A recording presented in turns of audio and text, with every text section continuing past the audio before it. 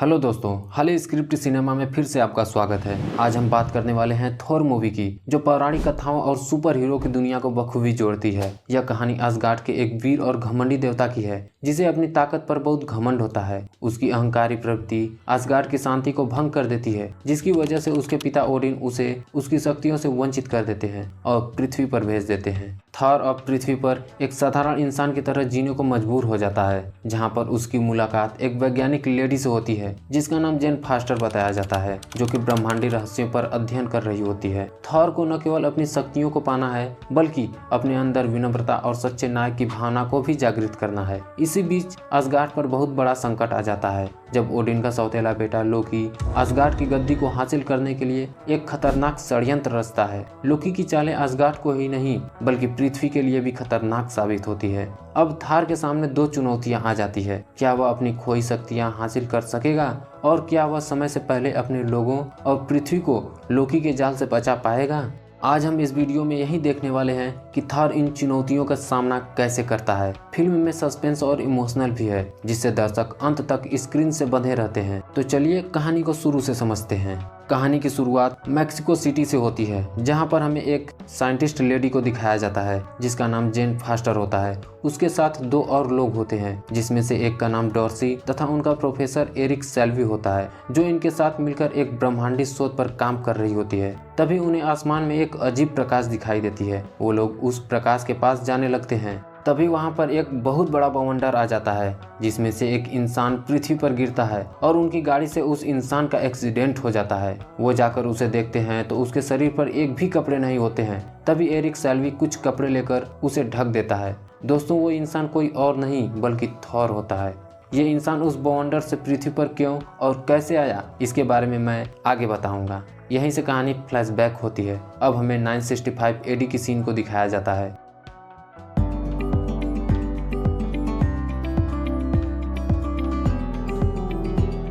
हमारी पृथ्वी, जिसे मिडगार्ड के नाम से जाना जाता है, यहाँ के लोगों का मानना है कि पृथ्वी के अलावा एक ऐसी भी दुनिया है जिसे असगार्ड कहा जाता है। इन्हें अपना भगवान मानते हैं। असगार्ड के लोग सदियों से 9 ग्रहों की रक्षा करते आए हैं, जिसमें से यूटर्नहाइम प्लैनेट, जहाँ पर फ्रॉस्ट जाइंट रहते हैं। वहाँ के राजा लोफी 9 ग्रहों पर राज करने की ठानी है, और इसकी शुरुआत उसने पृथ्वी से यानी इंसानी दुनिया से की। लोफी पृथ्वी के सभी लोगों को बर्फ में ढककर वहाँ पर राज करना चाहता था, बट तभी असगार्ड के राजा ओडिन पृथ्वी को बचाने आ जाते हैं। राजा ओडिन लोफी को समझाते हैं, लेकिन वो एक भी नहीं सुनता। तभी उन दोनों के बीच बहुत बड़ा युद्ध शुरू हो जाता है।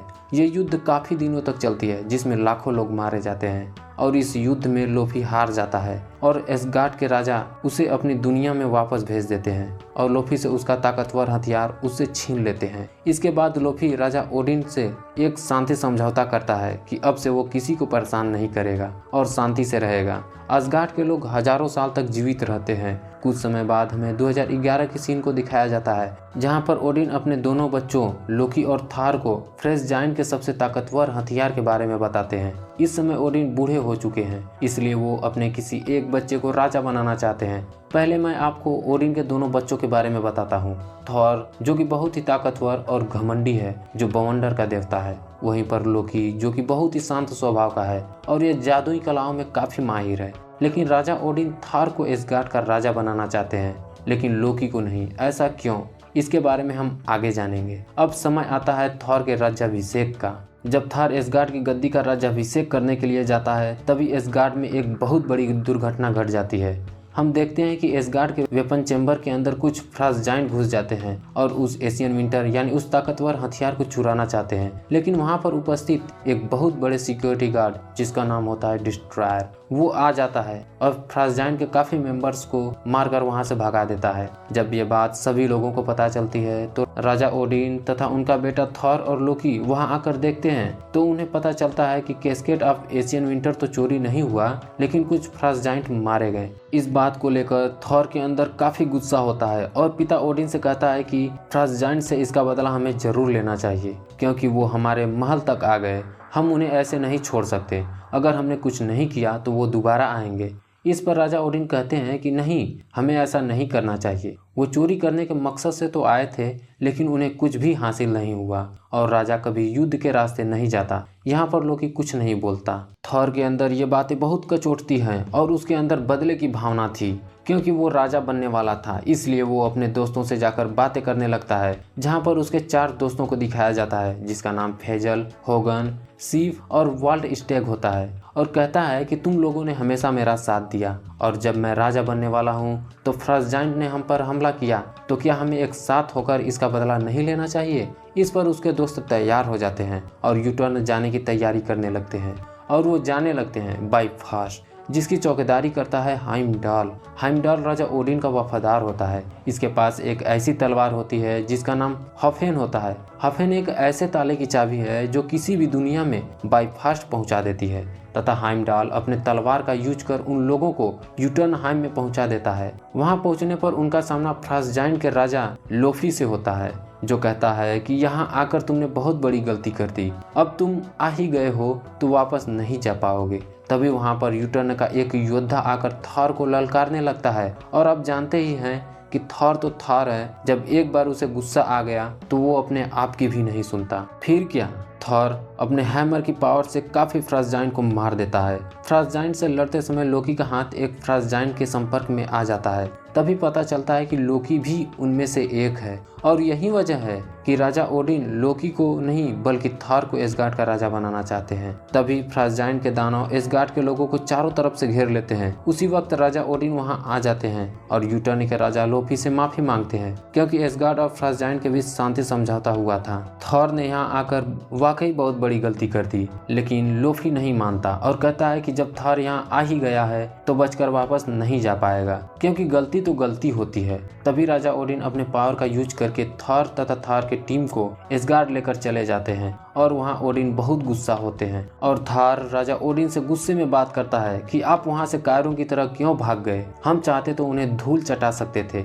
लेकिन आपने ऐसा नहीं किया। इस पर ओडिन गुस्सा हो जाते हैं और उसे मिडगार्ड यानी पृथ्वी पर भेज देते हैं, जहाँ पर वो मैक्सिको सिटी में जाकर गिरता है, तथा उसके साथ उसका हथियार यानी हैमर भी होता है। और राजा ओडिन कहते हैं कि इस हैमर को वही व्यक्ति उठा सकता है जो इसके काबिल हो। अब हमारी कहानी प्रेजेंट में आती है, यानी मैक्सिको सिटी में, जहाँ पर थॉर का एक्सीडेंट हुआ था, और वो तीनों यानी जेन फास्टर, सॉल्वी और डॉर्सी थॉर को हॉस्पिटल ले जाते हैं। और अगली सुबह जब उसकी नींद खुलती है तो वो देखता है कि उसके पास उसका म्यूनिर यानी हैमर नहीं होता है। वो गुस्से में आकर हॉस्पिटल के लोगों को मारकर वहां से निकल जाता है। अगली सीन में हमें थॉर के हैमर को दिखाया जाता है, जो मैक्सिको सिटी में बहुत ऊंचाई से गिरा होता है, और जब इसकी खबर गवर्नमेंट को होती है तो गवर्नमेंट ने फील्ड कॉल्सन की निगरानी में एक टीम भेजती है, और फील्ड कॉल्सन उस एरिया को प्रोहिबिटेड एरिया में बदल देता है। वहीं पर उसे जीन फास्टर के बारे में पता चलता है, जो इन सब गतिविधियों पर काम कर रही होती है। फील्ड कॉल्सन तुरंत जीन फास्टर के घर जाता है और सारे डेटा को कलेक्ट कर लेता है, और उसकी सबसे इम्पोर्टेंट बुक को भी ले लेता है, जिसमें उन्होंने अपने सारे खोज के बारे में लिखा है। जेन फास्टर के मना करने पर भी फील्ड कॉल्सन कहता है कि तुम्हें इसके पैसे मिल जाएंगे,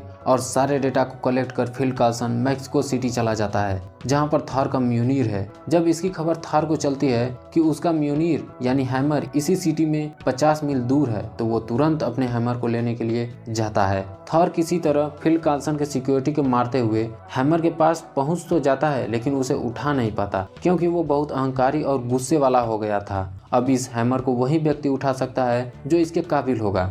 तभी फील्ड कॉल्सन थॉर को अरेस्ट कर जेल में डाल देता है और पूछने लगता है कि तुम कौन हो और उस हथौड़े से तुम्हारा क्या ताल्लुक है। यहाँ पर थॉर कुछ नहीं कहता और फील्ड कॉल्सन यहाँ से चला जाता है। तभी वहाँ पर लोकी की एंट्री होती है और थॉर से कहता है कि तुम्हें मिडगार्ड यानी पृथ्वी पर आने से पिताजी काफी उदास हो गए थे और उन्हें एक धक्का लगा जिससे उनकी मृत्यु हो गई। इस बात से थॉर काफी टूट जाता है। कुछ समय बाद यानी शाम के वहाँ पर एरिक सेल्विक की एंट्री होती है और फील्ड कॉल्सन से कहता है कि थॉर एक साइंटिस्ट है और गलती से यहाँ तक आ गया, और आइडेंटिटी भी दिखाता है, लेकिन फील्ड कॉल्सन समझ जाता है कि ये झूठ बोल रहा है। फिर भी उसे जाने देता है, लेकिन उस पर नजर रखता है अब थॉर भी बदल गया है और पृथ्वी पर ही रहना चाहता है। जेन फास्टर के साथ रहकर थॉर में काफी बदलाव आ जाता है तथा अब वो अच्छा बनने लगा है। उधर एसगार्ड में इस बात की खबर थॉर के दोस्तों को चलती है और उसके बहिष्कार से काफी उदास थे, इसलिए वो लोग थॉर से मिलने के लिए धरती पर जाते हैं और लोकी की सारी सच्चाई के बारे में बताते हैं कि पिताजी यानी ओडिन अभी जिंदा है और तुम्हें बहुत याद करते हैं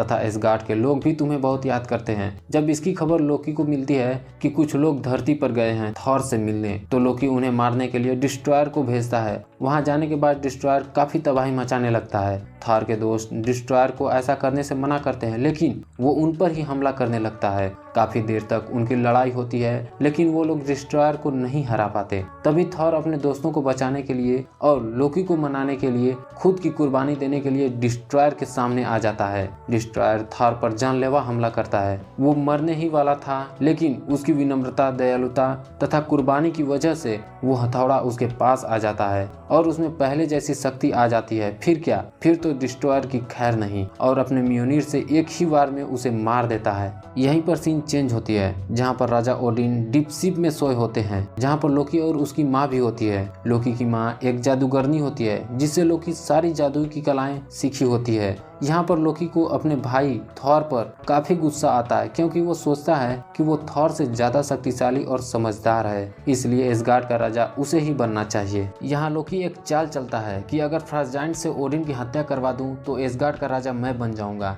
इसके बाद वो सीधा पहुंचता है हाइमडाल के पास, जहां से वो यूटर्नहाइम जाकर फ्रास्जाइंट से मिल सकता है। लेकिन हाइमडाल राजा ओडिन का वफादार सिपाही होता है, इसलिए वो राजा ओडिन की इजाजत के बिना बाइफास्ट का दरवाजा नहीं खोलता।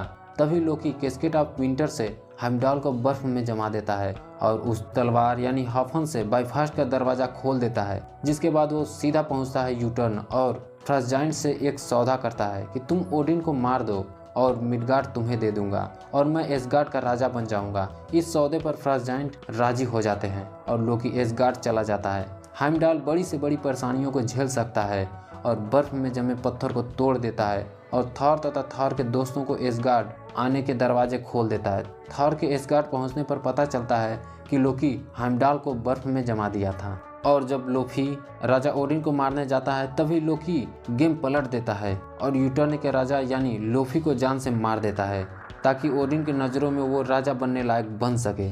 उसके बाद पूरी की पूरी यूटर्नहाइम को नष्ट करने जाता है। तभी थॉर वहां आ जाता है और लोकी को ऐसा करने से रोकने लगता है, लेकिन वो नहीं मानता और वो आपस में ही लड़ने लगते हैं। यहाँ पर थॉर कहता है कि अगर तुम नहीं मानोगे तो मैं बाइफास्ट ही तोड़ दूंगा और अपने म्योनिर से उस पर मारने लगता है, जिससे बाइफास्ट का पुल टूट जाता है और उन दोनों की लड़ाई वहीं पर रुक जाती है। थॉर और लोकी उस पुल से गिरने ही वाले होते हैं, तभी राजा ओडिन वहां आ जाते हैं और उन्हें गिरने से रोक लेते हैं।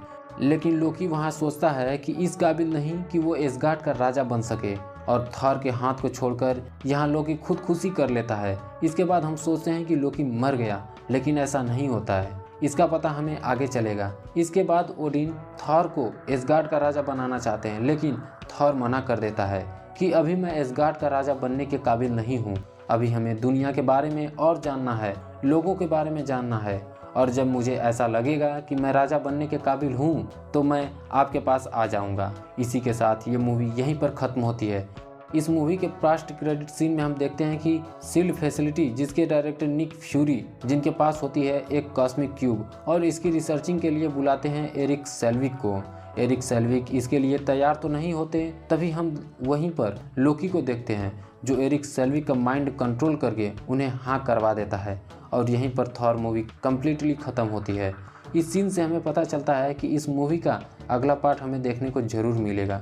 तो दोस्तों, ये वीडियो कैसा लगा लाइक और कमेंट करके ज़रूर बताएं। अगर आपको हमारी मेहनत अच्छी लगी तो चैनल को सब्सक्राइब जरूर कर लीजिए। तो मिलते हैं अगले वीडियो में, तब तक के लिए धन्यवाद।